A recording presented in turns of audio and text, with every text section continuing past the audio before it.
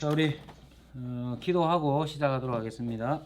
하나님 아버지, 우리에게 주신 은혜의 기회들을 우리가 붙잡게 하여 주시고, 또 우리가 이것을 배울 때에 주님의 뜻을 더 풍성히 알게 하시되 직분을 통한 은혜들을 마음껏 누릴 수 있도록 우리에게 은총을 베풀어 주옵소서. 예수님의 이름으로 기도드리옵나이다.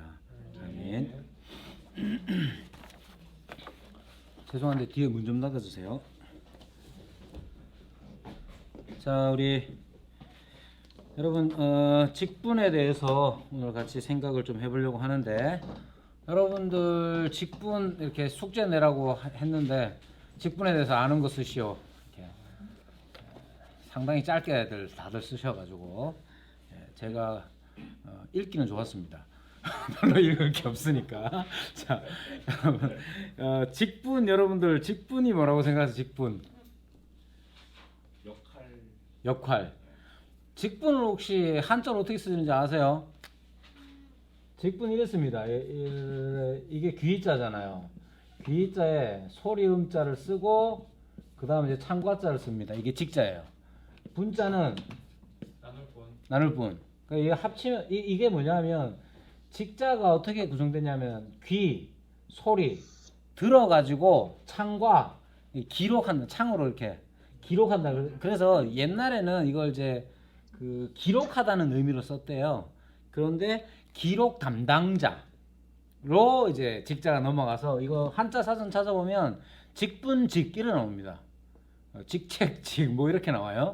그래서 이 직자 자체가 소리로 귀로 들은 소리를 기록하다 하는 의미가 있는데, 그런 의미보다는 그냥 직분 자체로 직무에 마땅한 본분. 영어로 하면 이거 쉬워요. 직분을 영어로 하면 뭐겠어요? 영어로 하면 듀티예요. 듀티, charge랑. 그러니까 이게 의무, 해야 할 일 뭐 이런 의미잖아요.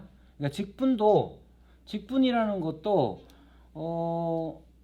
해야 할 일로 생각하는 거죠.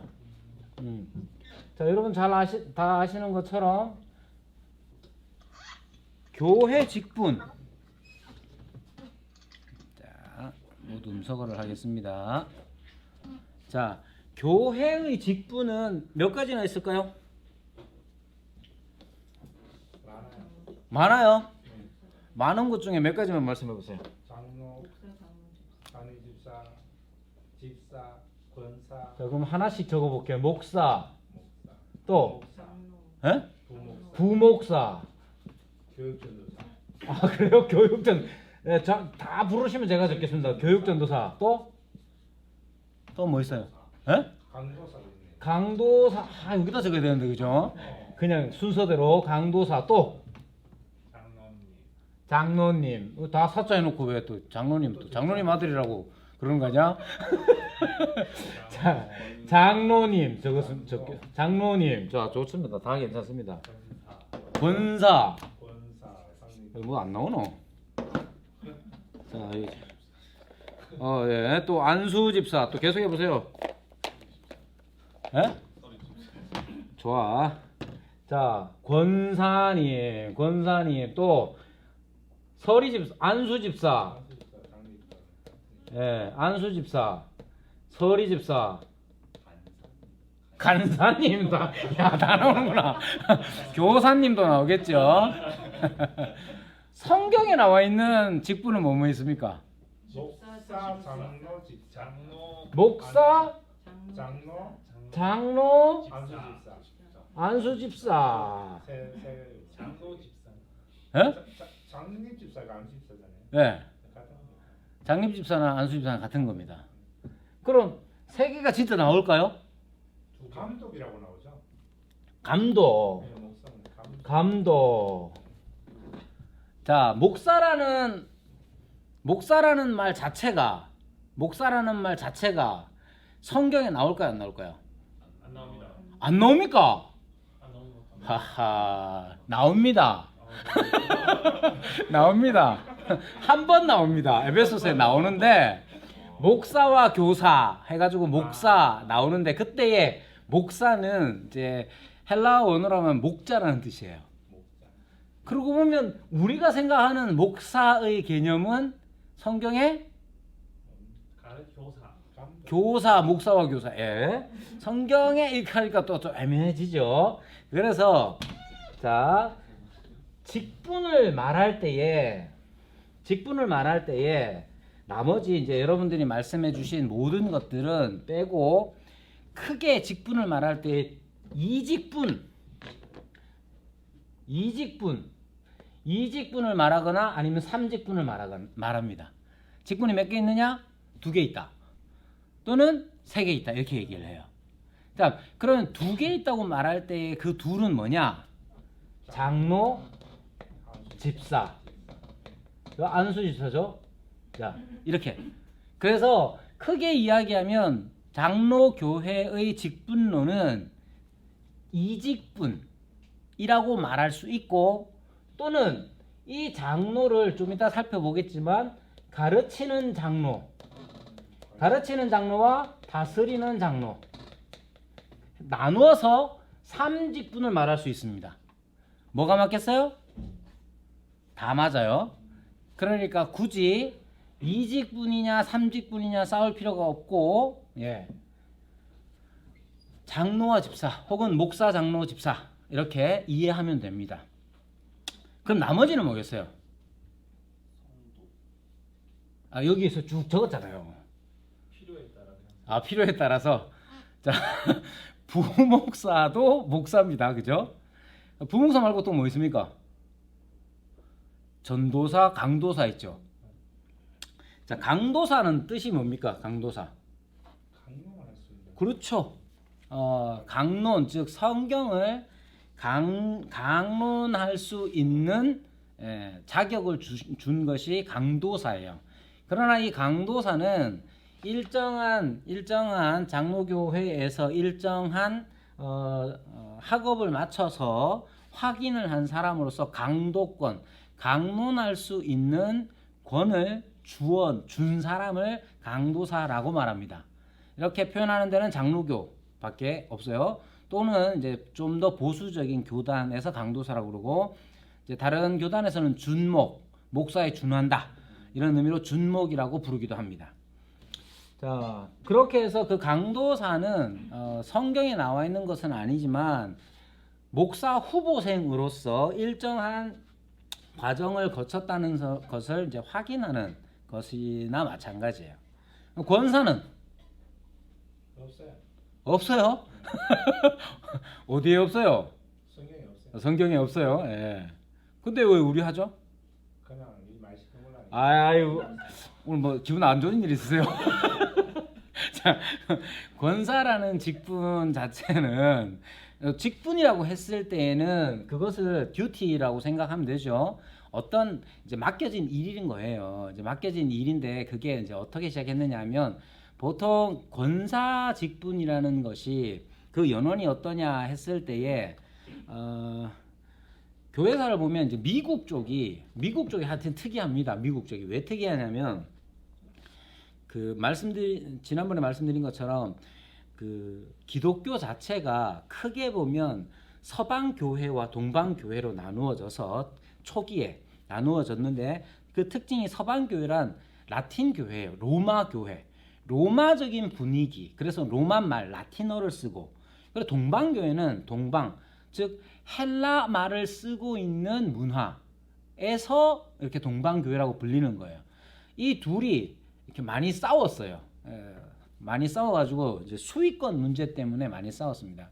왜냐하면 로마 교회에서는 이제 베드로가 제자들 중에 머리다, 수위권을 가지고 있다 해서 베드로의 후예로서 온 교회에 있어서 자기가 대빵이다 이렇게 생각하고 있었고, 야, 그런 게 어딨냐? 로마 교회는 초대 교회 5 교구 중에 하나밖에 안 되는데 네가 왜 그런 말을 하냐? 네가 왜 교회 전체의 대표냐? 이런 식으로 많이 싸웠단 말이에요. 그러면서 이제 갈라지게 됐고, 그렇게 갈라지면서 이제 우리는 거의 서방 교회, 로마 교회의 여러 가지 이제 신학적인 분위기들이 우리에게 많이 와 있습니다. 그러다가 이제 로마 쪽, 유럽 쪽에 이 고착화된 여러 가지 신학적인 분위기들, 여러 가지 것들이 있어요. 이게 나중에 미국이 신대륙이 발견이란 말을 하면 안 되죠. 요즘 감성으로는. 어쨌든 이 미국에 많은 유럽 사람들이 이주를 하게 되면서 새로운 교회의 역사에 있어서 새로운 장이 열리게 됩니다. 특히 이제 대부분의 미국이 제일 처음 시작된 데가 지금 미국에 보면 동부 오데오 연안 쪽의 뉴욕을 중심으로 한 그 동네가 맨 처음 이제 신대륙으로 왔던 사람들이 거기에 정착을 했거든요. 근데 그게 끝이 아니고 서부 개척 시대가 열리잖아요. 그래서 이제 우리가 알고 있는 이제 로스앤젤레스 이쪽으로 캘리포니아 쪽으로 쫙 길을 뚫게 됩니다.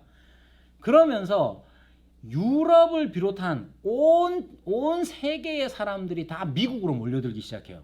심지어 중국 사람들도 미국으로 많이 갑니다. 그래서 중국 사람들이 한 일이 뭐냐? 대륙 횡단 열차. 그거 그 철길 놓는 일 중국 사람들이 엄청 많이 했어요. 아무튼 그렇게 이제 서부 개척 시대가 열리니까 유럽에서 엄청나게 많은 사람들이 몰려들기 시작을 했어요. 그런데 많은 사람들이 몰려들 때 어떤 사람들이 오겠어요? 유럽에서 자리 잡은 사람들은 많이 안 와요.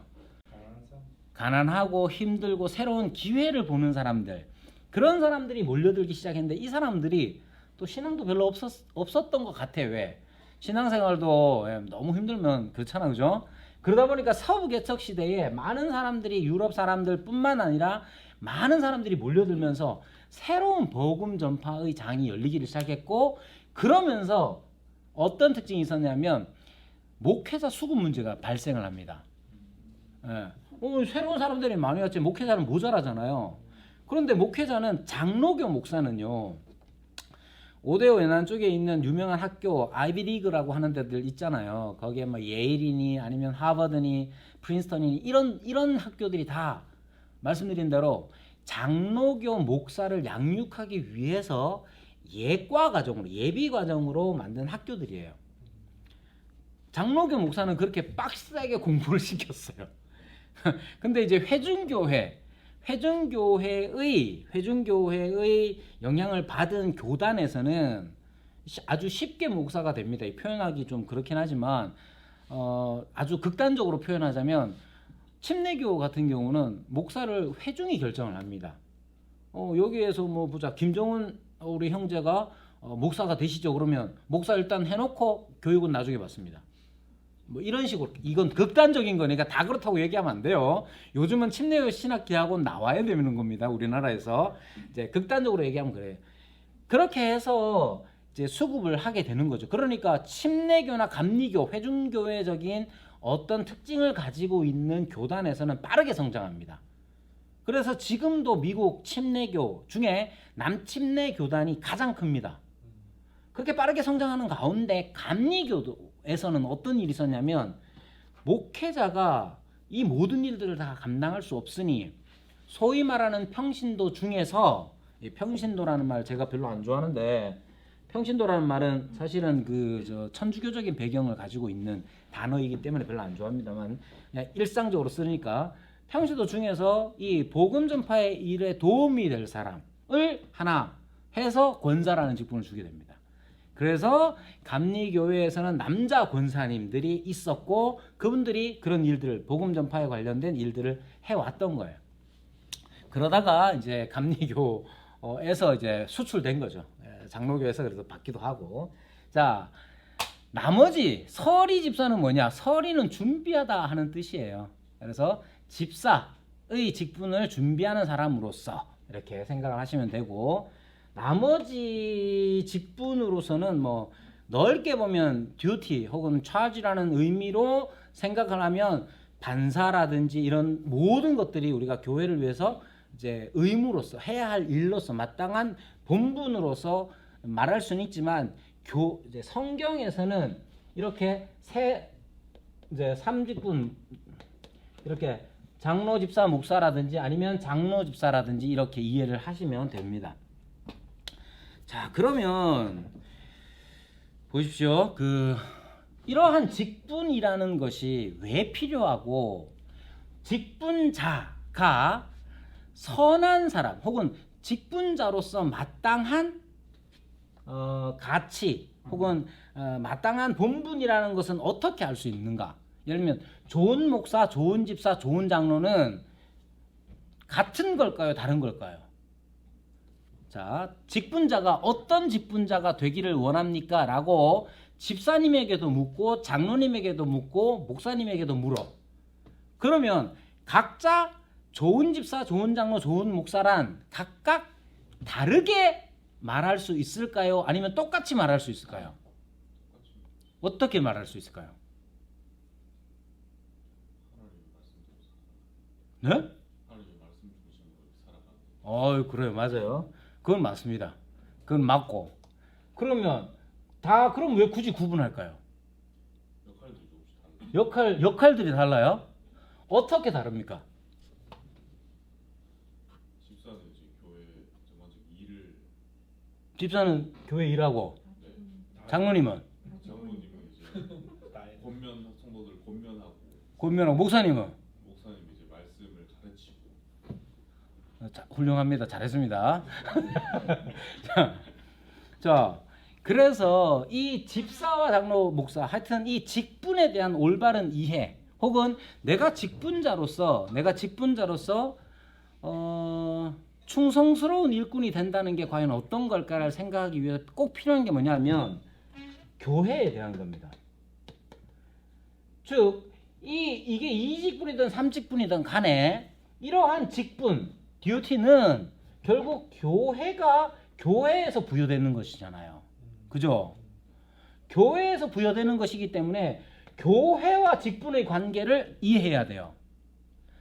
이 교회와 직분의 관계를 이해한다는 건 교회란 무엇이며 또 교회의 속성이란 게 뭐냐, 교회의 속성을 따라서 해야 할 일, 듀티를 주신 거잖아요. 그죠? 그럼 생각해 보세요. 교회란 무엇입니까? 우리 했는 건데 또 이렇게 또 모른 척을 또 다들 해줘가지고 자 교회는 성부, 성자, 성령과 관련지어서 성경에서 표현해 놨죠. 첫 번째 성부 하나님과 관련해서 교회는 하나님의 교회는 뭐예요? 하나님의 백성이죠. 자, 성자 그리스도의 교회는 그리스도의 몸. 성령과 관련해서 교회는 성령의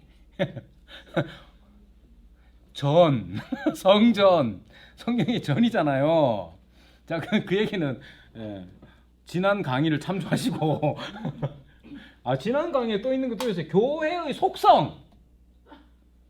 교회는 어떤 속성을 가지고 있습니까? 고대로부터 초대교회로부터 나오는 신조 중에 교회에 대해서 이렇게 얘기합니다. 하나의 거룩하고 보편적이며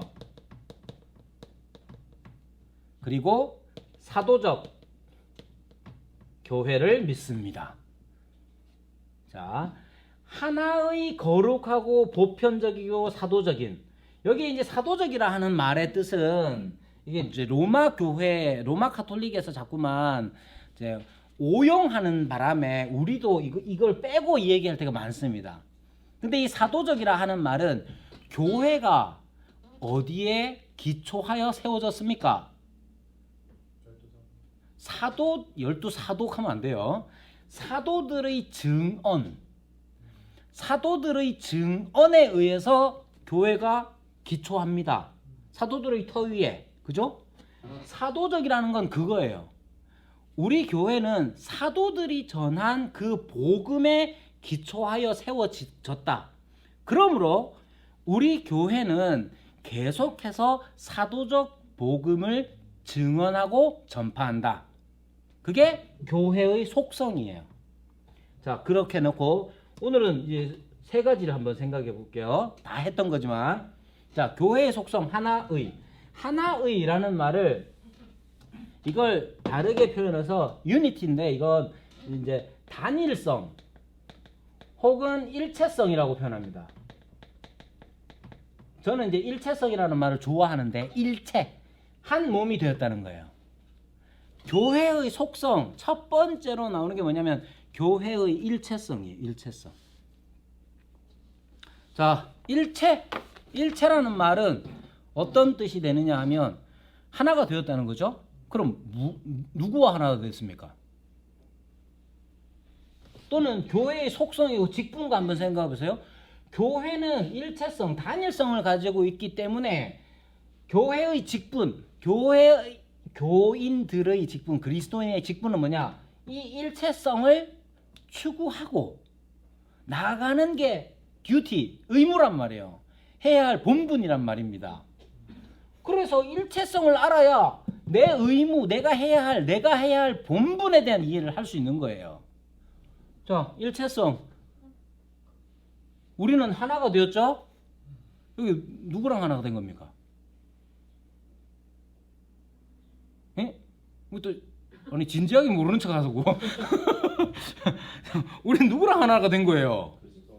그렇지요. 우리는 그리스도와 일체예요. 그걸 어떻게 표현했습니까? 그리스도의 몸이다. 그리스도는 교회의 머리시다. 그렇게 표현하잖아요. 그리스도와 일체. 그리스도는 누가 일체입니까? 나와 아버지는 하나이시다.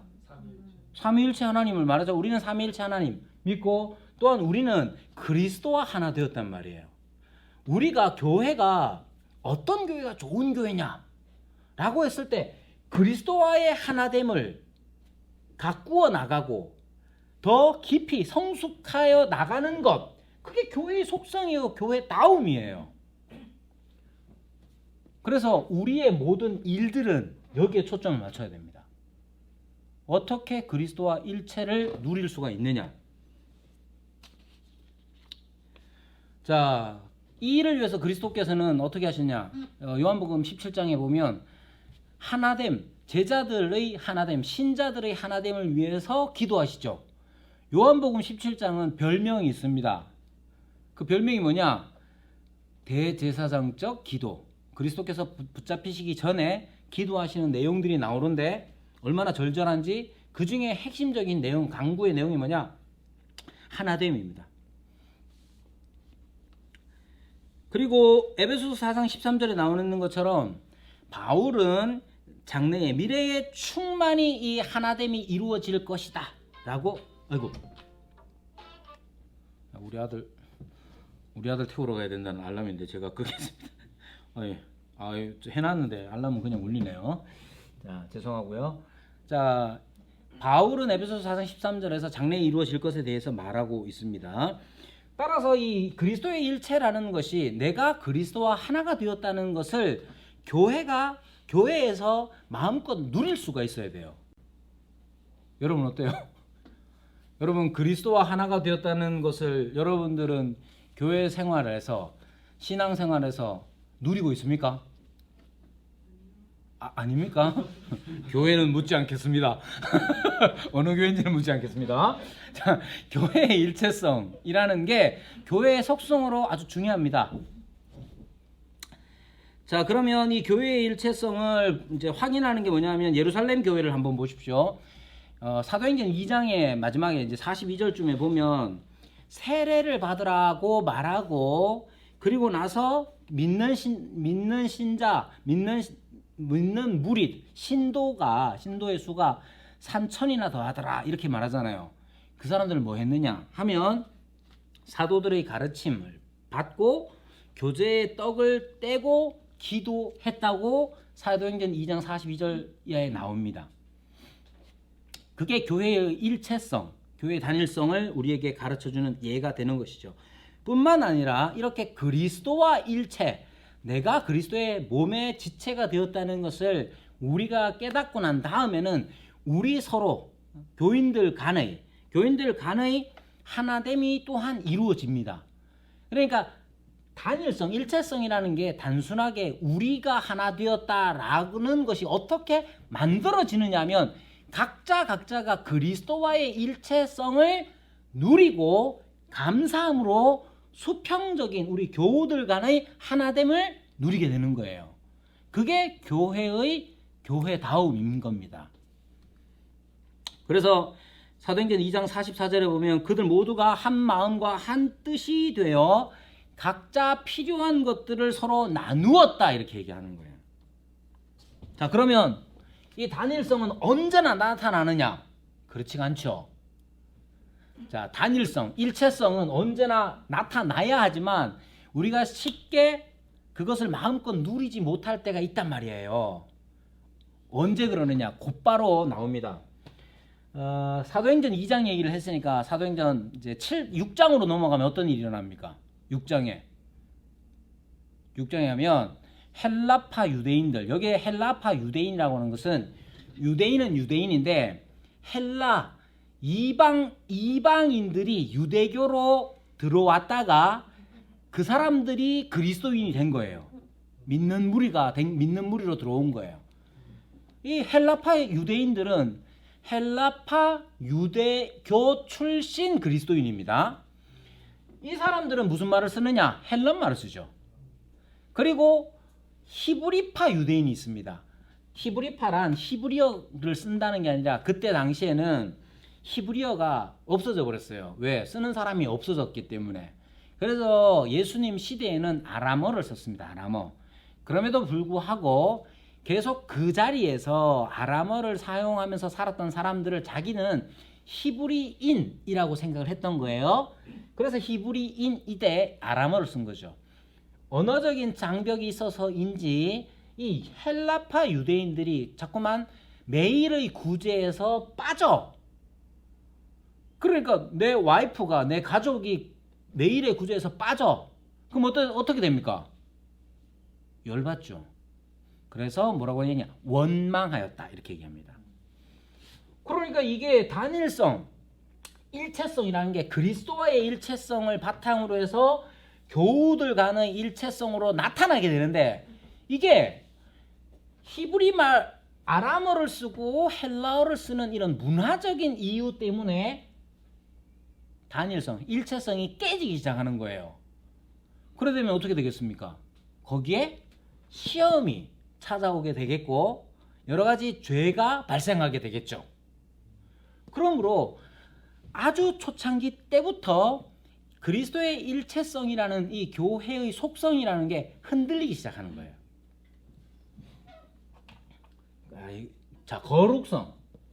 거룩이 뭡니까? 그러면 첫 번째로 생각해야 되는 건 뭐냐면 구별이에요. 구별.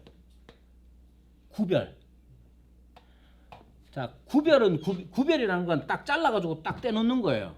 근데 잘라서 떼놓을 때에 어떤 의미가 있느냐면 예를 들면 이거 지금 이게 이 전기불 이게 거룩한 겁니까? 안 거룩한 겁니까? 이 카메라는 거룩합니까? 안 거룩합니까? 거룩하지 않습니까? 그래요? 집사님 앉아 계시는 의자는? 근데 그걸 왜 성부라고 하죠? 여기에 거룩이라는 것은 하나님을 위하여 구별한 것, 따로 떼어 놓은 것이 거룩인 거예요. 우리는 거룩합니까? 어이, 집사님이요! 우리가 거룩합니까? 안 거룩합니까? 안 거룩합니까? 거룩합니까? 무슨 근거로 이렇게 자신 있게 말합니까? 거룩이란 목적을 분명히 하는 겁니다. 어떻게 목적을 분명히 하느냐? 하나님을 위하여 구별해 놓은 거. 그게 거룩이에요. 이 카메라는 거룩합니까? 이 카메라는 거룩해요. 왜? 지금 하나님의 뜻을 이루기 위하여 쓰임 받잖아요. 맞죠? 여러분이 앉아 있는 의자는 어떻습니까? 왜? 사람만 거룩한 거 아니에요? 아하. 근데 이제 예를 들면 거룩이라고 했을 때 잠시 이야기할 기회가 있을런지 몰라도 이제 이 세상에 가장 거룩한 곳이라고 하면 어디겠어요? 구약적으로 하면 성막이겠죠. 거기 성막이라는 게 뭡니까? 텐트가 거룩합니까? 그것은 하나님의 임재의 장소로 쓰였기 때문에 거룩한 거예요. 거기에 온갖 예를 들면 거기에 이제 제단, 번제단, 노대야 이런 게 거룩합니까? 그것은 하나님을 위하여 구별되었기 때문에 그런 거예요. 그러니까 이 정기가 거룩하냐 아니냐 이걸 헷갈리는 까닭은 뭐냐면 우리가 집사님이 그런 의도였는지 아닌지는 모르지만 대부분 윤리적인 어떤 개념을 가지고 거룩을 생각하기가 쉽습니다. 쉽게 얘기하면 교회 안에서 제일 거룩한 사람이 누구예요? 그러면 어떤 일을 하는 사람, 뭐 목사, 장로, 집사든지 아니면 일반적으로 기도 많이 하고 착한 사람. 기도는 많이 하는데 안 착하면 거룩하지 않다고 잘 알아요. 그죠? 근데 기도도 많이 하는데 많이 착해. 그럼 그 사람을 보고 거룩하다라고 생각하는 이유가 뭐냐면 거룩을 윤리적인 개념을 바탕에 깔고 많이 생각하기 때문에 그래요. 도덕성과 거룩이라는 건 조금 결이 다릅니다. 그래서 거룩이라는 것은 하나님을 위하여 구별했을 때 하나님과의 관계가 맺어졌을 때 그 결과로서 윤리적이고 도덕적일 수 있어요. 무슨 말인지 알겠죠? 그러니까 윤리적이고 도덕적인 게 거룩이냐 하면 이퀄이 될 수는 없어요. 필요 충분 조건에 맞지 않아. 그런데 하나님을 위하여 구별하여 하나님께 드려지고 하나님과의 관계가 맺어지면 그것을 거룩이라고 하는데 그 거룩의 결과는 도덕적이고 윤리적일 수 있는 겁니다. 교회는 거룩합니까? 그렇죠. 교회를 거룩하게 하는 게 뭡니까? 그리스도와의 일체예요. 그리스도와 그리스도의 몸이 되었기 때문에 교회는 거룩한 거예요. 그럼 그리스도께서 우리를 몸의 지체로 삼으셔서 하시는 일이 뭐냐? 라고 했을 때 하나님과의 관계 안으로 우리를 끌고 가죠. 자, 그리스도와 우리는 한 몸을 이루었어요. 그리스도는 머리시고 우리는 몸의 지체예요. 머리를 탁 떼면 됩니까? 안 됩니까? 그럴 수가 없어요. 그죠? 그건 닭 잡을 때는 하는 일이야. 우리와 그리스도는 뗄래야 뗄 수가 없어요. 그런데 이 머리 대신 그리스도께서는 영원 전부터 뭘 하고 계셨어요? 창세 전부터 아버지께서 나를 사랑하신 것 같이. 삼위일체 신론 들어보시길 바라고요. 자, 그럼 우리는 어떻게 되겠어요? 영원 전부터 성부께서 성자를 사랑하신 그 사랑을 그리스도의 몸으로 우리가 받게 되는 거예요. 우리는 또 어떠냐? 그리스도께서 성자께서 영원 전부터 사랑하신 아버지 하나님을 사랑하시고 순종하신 것처럼 순종하게 되는 거죠. 교회의 거룩이란 그런 거예요. 그러므로 교회의 거룩을 이야기할 때에 얼마나 윤리 도덕적이냐가 먼저가 아니라 그리스도와 일체를 바탕으로 해서 우리가 하나님과의 언약 관계 안으로 들어왔다는 거예요. 하나님과의 언약 관계를 가장 잘 설명하는 성구가 뭐냐 하면 성경의 구절이 뭐냐 하면 나는 너희의 하나님 여호와니라. 그러면 그 다음에 뭐가 짝하여 나오겠습니까? 너희는 내 백성이다. 하나님이 여호와 하나님이 우리의 하나님이 되시고 나의 하나님이 되어주시고 나는 하나님의 백성이 되는 거예요. 하나님과 백성의 관계가 되는 거죠. 자, 하나님과 백성의 관계가 거룩한 거예요. 알겠죠? 그럼 그 관계 안에서 이루어지는 일이 뭐예요? 하나님의 말씀을 듣고 순종하는 것이죠. 예. 하나님의 말씀을 듣고 순종하는 겁니다. 그게 거룩이에요. 하나님의 뜻을 이루는 것, 그거예요. 거룩이에요. 하나님의 뜻이 뭡니까? 하나님의 뜻은 간단합니다. 하라는 거 하고 하지 말라는 거 하지 말아야 돼요. 예. 자주 얘기합니다. 하지 말라는 거 뭐 있습니까? 살인하지 말라, 거짓말하지 말라, 간음하지 말라, 다 하지 말라는 거 많죠? 근데 하지 말라는 거 하면 됩니까? 안 됩니까? 안 돼요. 반대로 하라는 거 안 하면 됩니까? 안 됩니까? 하라는 거 안 해도 안 돼요. 하나님의 거룩한 백성은 그럴 수가 없어요. 하라는 거 뭐 있어요? 용서하라, 예배 드려라도 있죠. 찬송하라, 사랑하라, 감사하라. 제일 안 되는 건 뭐겠어요? 원수를 사랑하고 또 원수까지 갈 것도 없어요. 교회에 있는 옆에 있는 다른 집사님들이나 사랑하시고 그리고 용서하세요.